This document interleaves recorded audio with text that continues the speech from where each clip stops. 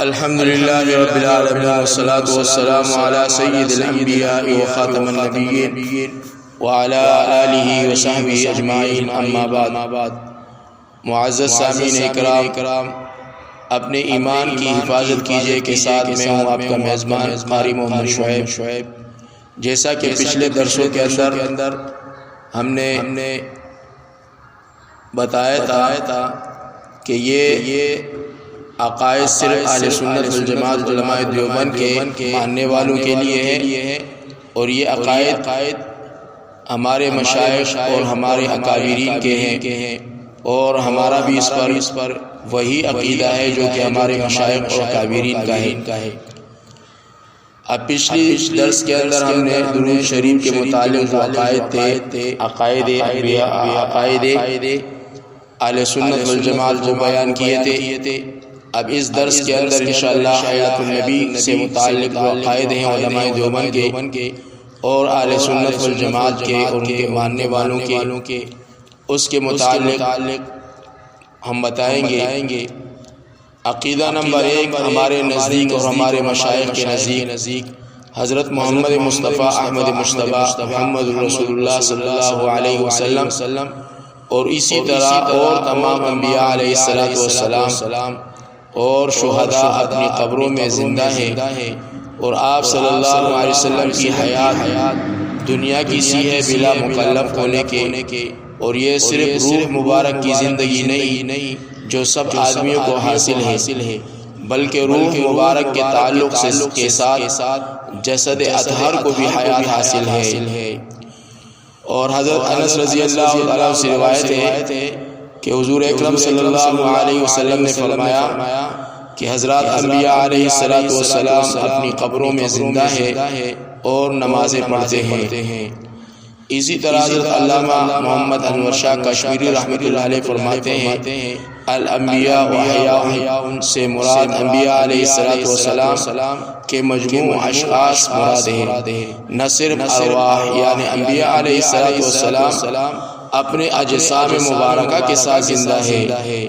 اور یہ حوالہ تحیۃ الاسلام صفحہ نمبر 3600. اسی طرح مفتی اعظم پاکستان حضرت مولانا مفتی محمد شفیع صاحب رحمہ اللہ، سابق مفتی دارالعلوم دیوبند، وہ فرماتے ہیں کہ انبیاء علیہ السلام کی حیات بعد الموت حقیقی جسمانی مثل حیات دنیاوی ہے. جمہور امت کا یہی عقیدہ ہے، اور یہی عقیدہ میرا اور سب بزرگان دین کا ہے. حوالے کے لیے ماہنامہ تصدیق سن 1378 ہجری. مفتی دارالعلوم دیوبند حضرت مولانا سید مہدی حسن صاحب رحمہ اللہ لکھتے ہیں کہ حضور اکرم صلی اللہ علیہ وسلم اپنے مزار مبارک میں جسم اور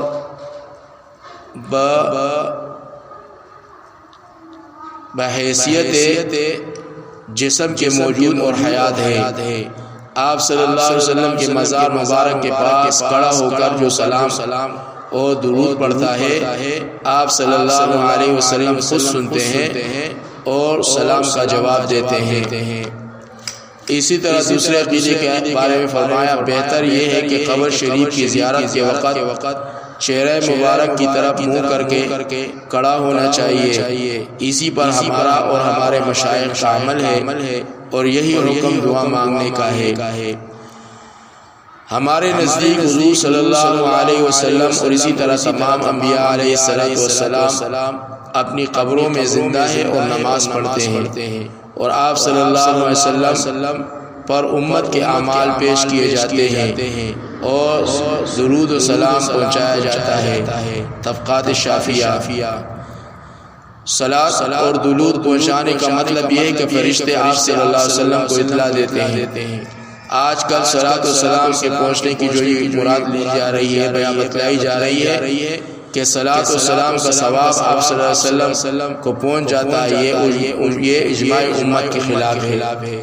یعنی آپ صلی اللہ علیہ وسلم کو ہر امتی کا درود اور سلام پیش کیا جاتا ہے اور اس کی اطلاع دی جاتی ہے، نہ کہ اس کے ثواب کے بارے میں کہ جس درود اور سلام کے پڑھنے والے کا جتنا مرتبہ ہے اور اس پر جتنا ثواب ہے اتنا آپ صلی اللہ علیہ وسلم کو پہنچتا ہے، نہیں بلکہ جو امتی آپ صلی اللہ علیہ وسلم پر درود اور سلام پڑھتا ہے تو وہ آپ صلی اللہ علیہ وسلم فرشتوں کے ذریعے آپ صلی اللہ علیہ وسلم کو اس کی اطلاع دی جاتی ہے۔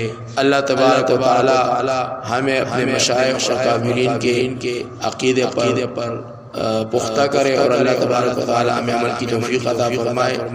وآخر دعوانا ان الحمد للہ رب العالمین۔